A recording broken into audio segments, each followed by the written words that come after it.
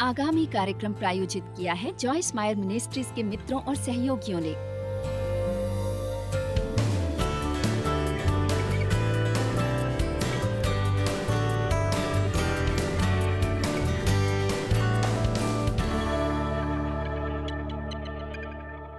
ये बिखरे हुए टुकड़े कभी यूरोप भर में सैंक्चुरीज की शोभा बढ़ाते थे, लेकिन आज उनकी टूटी हुई अवस्था में भी परमेश्वर के पास उन्हें अपनी महिमा के लिए इस्तेमाल करने की एक योजना और उद्देश्य है। ग्रेस बार्लो टूटन को समझती हैं। आज वो एक ठीक आपके कॉलेज की छात्रा की तरह दिखती हैं, लेकिन एक बच्चे के रूप में जो उन्होंने देखा वो पूरी तरह से विशिष्ट है। हर सुबह मैं उल्टियाँ करती थी और ये इसलिए था क्योंकि और ये जानबूझकर नहीं था, ये इसलिए नहीं था कि मुझे खाने संबंधी विकार था। ये केवल डर और चिंता मुझे मार रहे थे। अवसाद सब कुछ मुझे मार डालेगा। मैं सुबह उठती और जानते हैं, और ये ऐसा था जैसे मुझे कभी शांति नहीं मिलेगी, कभी नहीं। मेरे लिए ये बस मुश्किल था क्योंकि मैंने देखा नहीं था। मैं बस समझती नहीं थी। मुझे अच्छा नहीं लगता था, मुझे पता नहीं था इस बारे में क्या करूं, और मुझे निराशा महसूस होती और जैसे मेरा कोई नियंत्रण नहीं था। इस बात ने उसे पीड़ित किया था। वो अपने वैचारिक जीवन से उस स्तर तक बंधी थी जहां शारीरिक रूप से उसने उसके शरीर पर काबू कर लिया था। आप जानते हैं, अंत में वो इमरजेंसी रूम में पहुंच गई और जानते हैं उन्होंने क्या सोचा कि उसे दिल का दौरा पड़ा था। और मुझे याद है कि वो अलग अलग समय पर आती और वो रो रही होती और वो प्रार्थना चाहती। और मुझे लगता था कि उसके दिल में क्या चल रहा है। मैं यही सोचता था। ग्रेस कहती हैं उनकी चिंताओं और अवसाद को उसके विचार सुलगाते थे। जैसे कि यदि तुम ये खाते हो तो तुम्हारी माँ मर जाएगी, या जैसे यदि तुम ये करते हो तो जानते हो तुमसे तुम्हारा मोक्ष छीन लिया जाएगा। 10 साल की उम्र में आपको पता नहीं होता कि क्या करना है, और जब आप लगातार इस तरह के विचारों के बारे में सोचते हैं तो आप उन पर विश्वास करने लगते हैं। ये सब उस समय के आसपास शुरू हुआ जब उसके माता पिता अलग हुए थे, और ये सालों तक चला। इतने लंबे समय तक जैसे मैंने खुशी महसूस नहीं की। मुझे ऐसा महसूस होता, मैं नहीं जानती कि ये एक शब्द है, लेकिन जैसे इसे ठीक नहीं किया जा सकता। बस मैं वास्तव में अंदर से टूटा हुआ महसूस करती थी। ग्रेस की माँ चर्च से टूटी हुई शिल्प कृतियां ले जाती हैं और उन्हें खनिज पदार्थों के साथ मिलाकर कुछ नया बनाती हैं।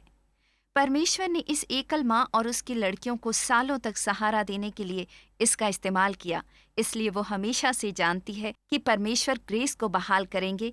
एक न एक दिन वो उसे चंगा करेंगे।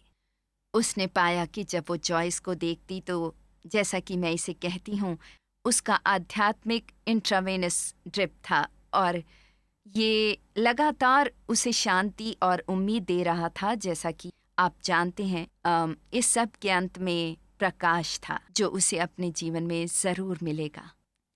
उसने दिखाया यीशु के साथ क्रूज पर जैसे उन्हें हमारे लिए तोड़ा गया ताकि हम पूरे बनाए जाएं, और इसने मुझे बहुत कुछ बताया। जैसे मैं भी, आप जानते हैं, जॉयस को देखना और बैटलफील्ड ऑफ द माइंड पढ़ना पसंद करना और अपना ध्यान वचन पर फोकस करना, जैसे कि मैंने ज्यादा शांति और जैसे आज़ादी की छोटी सी झलक महसूस करना शुरू किया। उनको देखने से मुझे हमेशा लगता जैसे मैं बिल्कुल अकेली नहीं हूँ। यदि मैं खाना अपने अंदर नहीं ले सकती जिसकी मुझे ज़रूरत थी, आप जानते हैं, क्योंकि वचन जितना मुझे चाहिए उतना खिलाएगा। यदि मैं वास्तव में अपने विचारों की कैदी नहीं और उन्हें परमेश्वर का वचन जो कहता है उसका पालन करने लगती हूँ। तो आज इस ठेठ कॉलेज छात्रा की मुस्कुराहट वास्तव में उसका प्रतिनिधित्व करती है जो वो अंदर से महसूस करती है। ये बस एक रविवार को नहीं हो गया था। यीशु ने कहा कि वो बीमारों पर अपना हाथ रखेंगे और वो चंगे हो जाएंगे। तो ये उसके लिए एक चंगा होने की प्रक्रिया थी। ये एक यात्रा थी। ये दूर तक जाने वाली की यात्रा थी। उसने उन सभी टुकड़ों को लिया और उन्होंने वास्तव में इसे एक कलाकृति में बदल दिया, ऐसी सुंदर उसकी तुलना में जो हम खुद मिलकर बना सकते थे। इस सब में हम अकेले नहीं थे। आप जानते हैं, परमेश्वर इस महिला को ही टीवी पर पूरी तरह इस्तेमाल करने में समर्थ थे कि उसे ऐसी जगह ले आए जहां आज वो है। वो पुनरुद्धार के परमेश्वर हैं। वो जानते हैं कि कैसे एक पूरी तरह से टूटी किसी चीज को बहाल किया जा सकता है, जिसे कि आप या मैं संभवतः सोच भी नहीं सकते, ना ही कल्पना कर सकते हैं। आपको पता है, हम सब के जीवन में अक्सर ऐसा होता है। एक बार टूटना, आप जानते हैं, उस शब्द का मतलब मेरे लिए निराशा था। और फिर एक बार जब मैंने वास्तव में ये समझना शुरू किया कि परमेश्वर ने मेरे लिए क्रूस पर क्या किया है, जैसे कि उन्हें मेरे लिए तोड़ा गया था, ये जानना ही, सिर्फ ये जानना ही मुझे उम्मीद दे गया। मैं बस अपने वचन से प्रेम करती हूँ। मैं अपनी बाइबल पकड़ती हूँ, मैं अपनी बाइबल को गले लगाती हूँ। मुझे अपनी बाइबल को छूने के लिए भी जाना चाहता है। मैं परमेश्वर के वचन से प्रेम करती हूँ। मुझे परमेश्वर के वचन की शिक्षा देना अच्छा लगता है। मुझे देखना अच्छा लगता है कि परमेश्वर का वचन लोगों के जीवन में क्या काम करता है। मैं आपको सराहती और आपका आदर करती हूँ कि आप परमेश्वर का वचन सुनने के लिए अपना समय निकाल कर यहाँ आए हैं। और आप सबका भी जो टीवी पर देख रहे हैं, आप में से कई रोज़मर्रा के आधार पर समय निकाल रहे हैं कि परमेश्वर का वचन प्राप्त करें, क्योंकि परमेश्वर के वचन में शक्ति है। जब हम परमेश्वर का वचन बोलते हैं तो वे शब्द जो हम बोल रहे हैं वो कोई साधारण शब्द नहीं है, लेकिन परमेश्वर के वचन में अंतर्विहित शक्ति है। इसका मतलब है ये छोटी शक्ति की गोलियों के साथ आता है, जिनमें हमारे जीवन को बदलने की क्षमता है। और इसलिए हम पहले शुरुआत करेंगे परमेश्वर के वचन की रचनात्मक शक्ति के बारे में बात करने से। उत्पत्ति 1:3, तब परमेश्वर ने कहा। यह आश्चर्यजनक नहीं है कि बाइबल की शुरुआत कुछ कहने से होती, और अच्छी बात तो यह है कि उन्होंने जो कहा वो पूरा हुआ।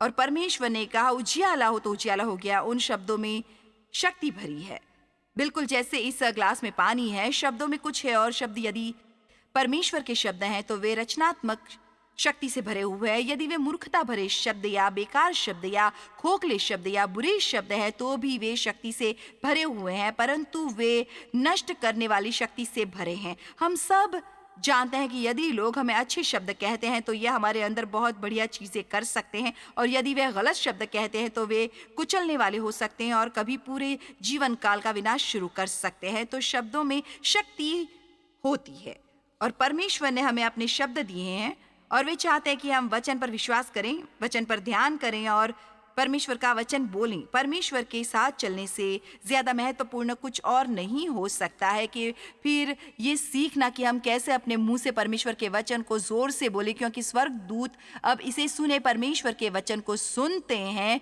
शिकायतें नहीं सुनते। वे आपकी शिकायतें नहीं सुनते, वे आपकी शिकायतें नहीं सुनते, वे हमारे गुस्से से नहीं पिघलते, लेकिन जब वे परमेश्वर का शब्द सुनते हैं तो हमारे लिए हरकत में आ जाते हैं। आमीन। अब हमारे पास ये छोटी सी पुस्तक है जिसे हम पर्पल बुक कहते हैं, और असल में the secret power of speaking God's word out loud.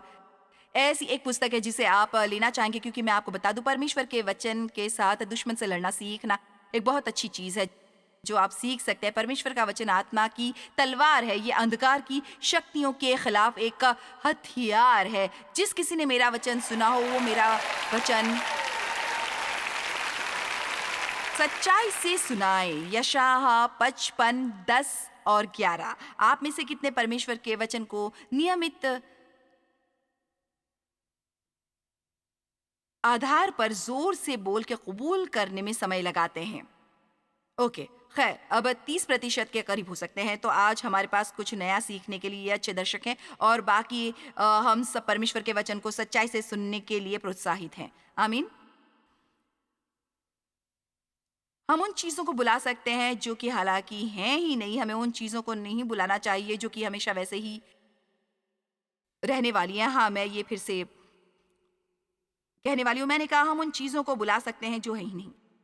परमेश्वर यही करते हैं, वे अस्तित्वहीन चीज़ों की ही बातें करते हैं जैसे कि वे पहले से मौजूद हैं। ये रोमियो 4 में है। लेकिन हम कई बार क्या करते हैं, हमारे पास एक स्थिति होगी और हम इसके बारे में बात करते हैं जैसे कि ये कभी नहीं बदलेगा, और हमें कहने की ज़रूरत है आपको बदलना है। तुम दुष्ट परिस्थितियों तुम्हें बदलना है, क्योंकि परमेश्वर की योजना और परमेश्वर की शक्ति और परमेश्वर के वादे मेरी परिस्थितियों से कहीं बड़े हैं।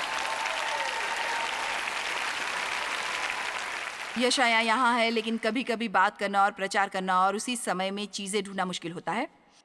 जिस प्रकार से वर्षा और हिम आकाश से गिरते हैं और वहां यों ही लौट नहीं जाते, वरन भूमि पर पकड़कर उपज उपजाते हैं, जिससे बोने वाले को बीज और खाने वाले को रोटी मिलती है। अब जरा सोचो, चलो फिर से पढ़ते हैं। वर्षा स्वर्ग से नीचे आती है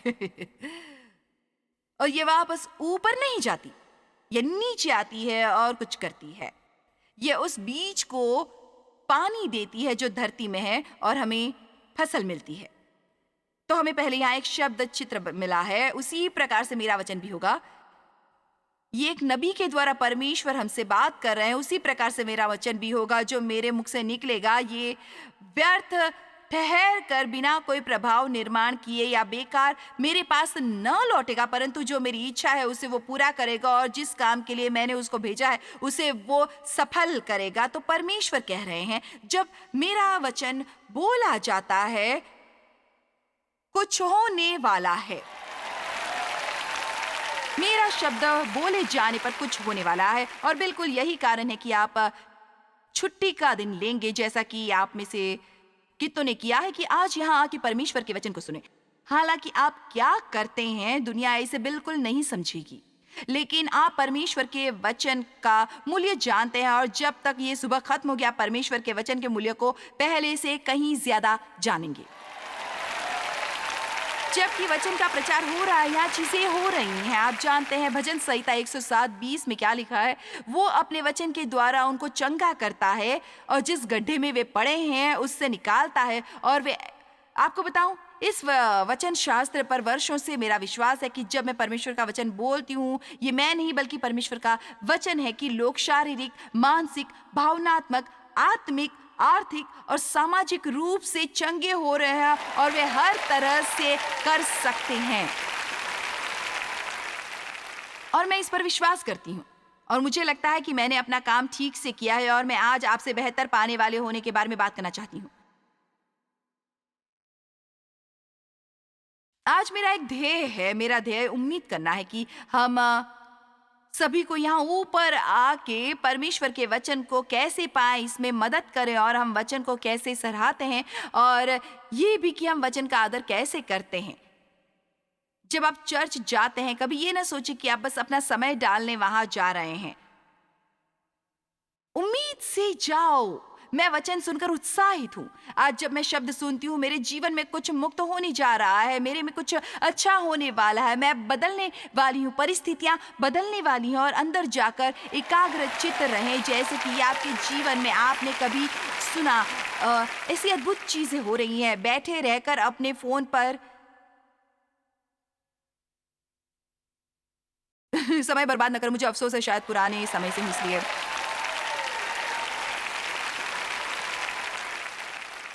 अब मुझे पता है बहुत से लोग अपने फ़ोन पर नोट्स लेते हैं और यदि आज आप बाइबल नोट्स ले रहे हैं तो ये अलग की ही कहानी है। लेकिन मेरा मतलब है, मुझे लोग कहते हैं, ओह जब आप उपदेश दे रही थी तो मुझे अपने दोस्त को ये टेक्स्ट करना था। खैर मैं क्या कर रही हूँ, सबको बताने का समय नहीं है, ये समय है ये आपको ध्यान से सुनने का समय है। मुझे नहीं लगता कि जब वचन सुनने का समय होता है तो हमें देर होनी चाहिए। मुझे नहीं लगता कि हमें जल्दी छोड़कर जाना चाहिए। मुझे नहीं लगता कि हमें उठकर बाथरूम में जाना चाहिए। आपको नहीं लगता जब मैं यहाँ हूं तो मुझे भी बाथरूम जाना होगा, कई बार 2 बार जाना होगा, पर मैं नहीं जाती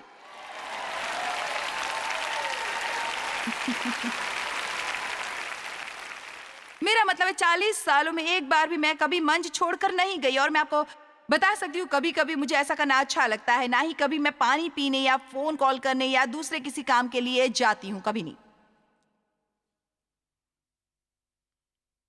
आमीन।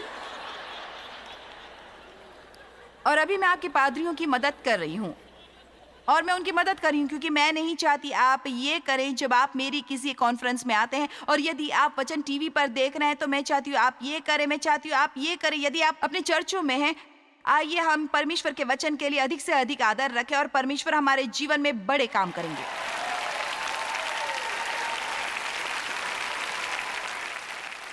वचन जो मेरे मुंह से निकलता है, अब मैंने एक प्रकार से फैसला किया है कि यदि मेरा मुंह उनका मुंह है, तब जो वचन मेरे मुंह से निकलता है उसका वही प्रभाव होगा जैसा कि यहाँ यशायाह 55 में बात कर रहा है। इसलिए मेरा विश्वास है कि जब हम अपने मुंह से परमेश्वर का वचन कबूल करते हैं, अपने बच्चों की तरफ देखकर ये न कहे तुम कभी नहीं बदलोगे, कभी दूसरे की तरफ देख के ये न कहे तुम कभी नहीं बदलोगे। ये दुनिया में किसी के साथ करने के लिए सबसे खराब चीज है। अपने दोस्तों के साथ लंच पर बैठ के ये ना कहे मेरे पति कभी नहीं बदलेंगे, मेरे बच्चे कभी नहीं बदलेंगे। आपको क्या कहना चाहिए? मैं उनके लिए प्रार्थना करती हूँ और मेरा विश्वास है कि परमेश्वर उन्हें एक दिन जरूर बदलेंगे। वो काम कर रहे हैं। ये सर्विस के बाद सर्विस में बैठना और मसीह किताबों से शेल्फ्स का भरा होना और वो सभी चीजों से हमारे पास, उससे हमारा कोई भला नहीं होता यदि हम मुश्किल समयों में वचन से चिपके नहीं रहते। जब चीजें ऐसी दिखाई देती हैं कि कभी नहीं बदलेंगी तो विश्वास के अपने इकरार को मजबूती से पकड़े रहो। लेकिन मैं आपको एक बात बताऊं, आपका चमत्कार आपके आसपास हो सकता है और शैतान इससे अधिक त्याग आपसे नहीं चाहता। जब परमेश्वर का वचन बोला जाता है, इससे एक प्रभाव पैदा होता है, कुछ होता है।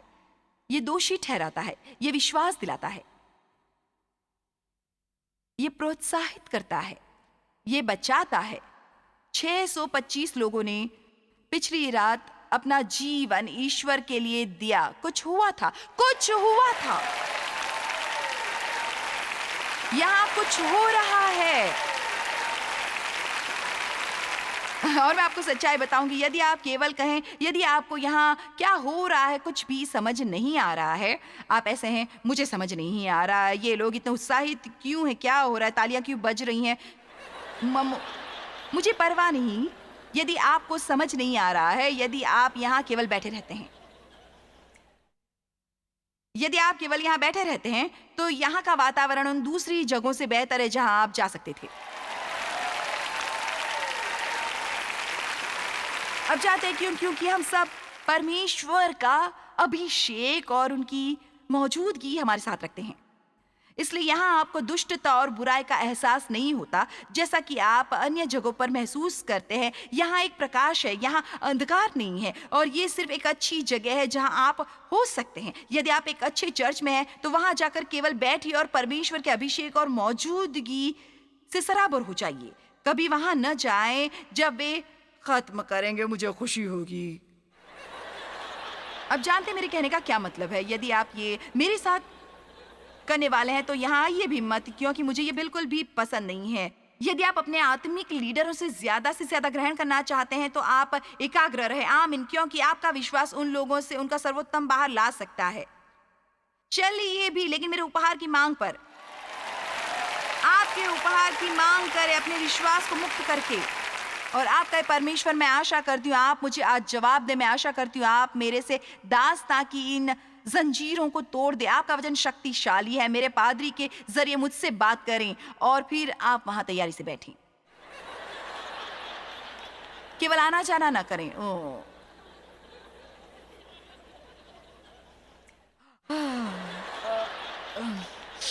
ओह, मुझे एक बस सुनाई दिया है।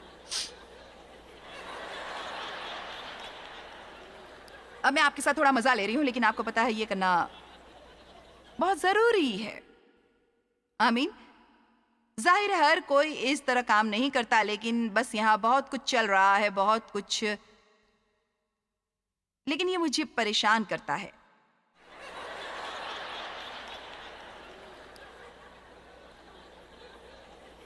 आपको कैसा लगा यदि मैं उपदेश देने के बीच में एक बार टेक्स्ट करूं?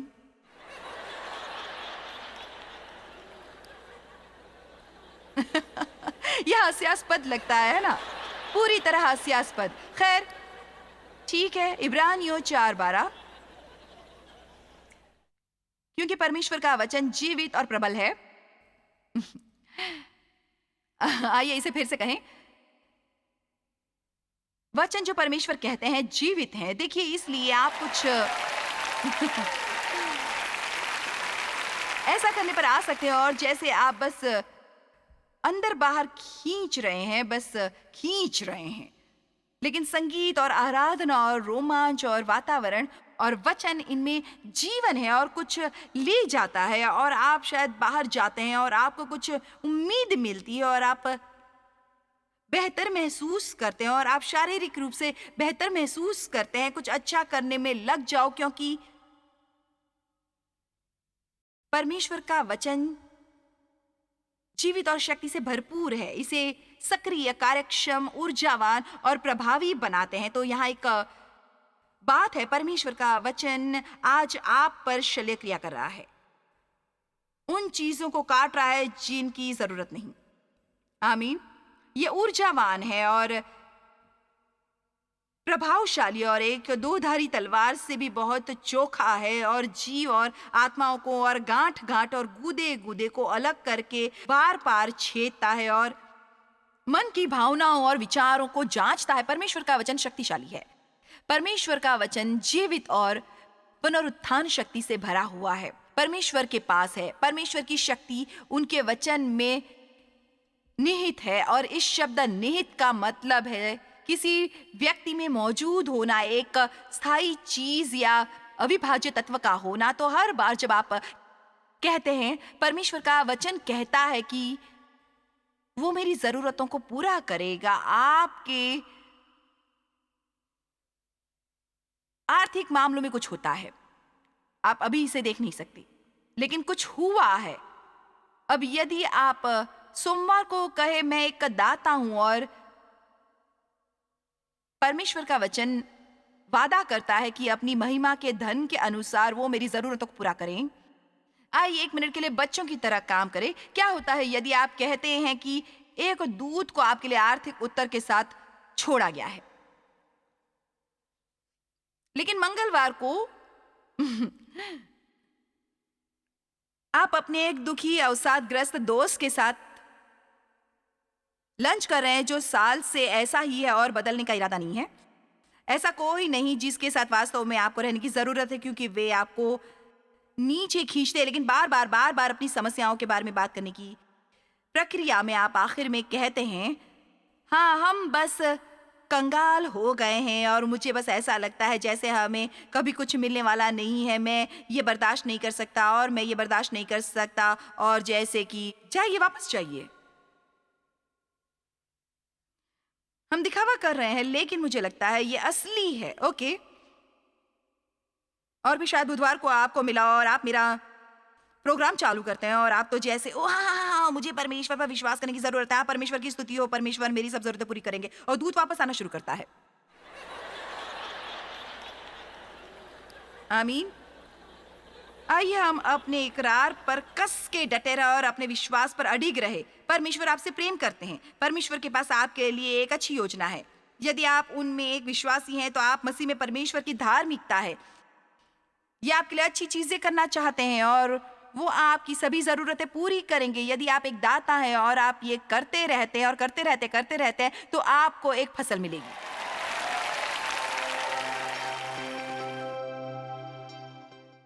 परमेश्वर का वचन बेशक हमारे जीवन के लिए बहुत ज़रूरी है और ये असल में हमारी चंगाई लाता है, ये हमारे लिए निर्देश लाता है, ये हमें ज्ञान और बुद्धि देता है। और मेरा विश्वास है कि जब कभी हमें परमेश्वर का वचन सुनने का अवसर मिलता है तो हमें वास्तव में श्रद्धा और बहुत सम्मान के साथ इस तक पहुंचने की ज़रूरत है। मेरा विश्वास है कि परमेश्वर के वचन में जो शक्ति है वो आपके जीवन में कुछ भी बदल सकती है, जो भी बदलने की ज़रूरत है। इसलिए मैं आपको वचन से प्रेम करने के लिए प्रोत्साहित करती हूँ। इसे सुने, स्वीकार करें, प्रेम करें और इसका पालन करें। आज अभी जिस किसी भी चीज से निपट रहे हैं, परमेश्वर बहुत पहले ही इसका नतीजा निकाल चुके हैं और आप उन पर विश्वास करें, आपकी स्थिति बदलने वाली है। परमेश्वर आपको आशीष दे। जॉयस मायर मिनिस्ट्रीज में आप हमारे लिए बहुत ही कीमती हैं, जितना कि आप जानते हैं। हम आपकी सराहना करते हैं और इस सेविकाई को दुनिया भर में संभव बनाने के लिए हम अपने दोस्तों और सहभागियों को धन्यवाद देते हैं। हम साथ मिलकर भूखों को खाना खिलाते हैं, गरीबों को कपड़े देते हैं और कई देशों में सुसमाचार बांटते हैं। अपना प्रार्थना निवेदन भेजने के लिए कृपया आज ही संपर्क कीजिए। हमारे स्रोतों के बारे में और भी जानिए। जॉयस की सभाओं की सूची देखिए हमारे साथ सहभागी बनने के लिए, क्योंकि हम दुनिया भर में मसीह के प्रेम को बांटते हैं।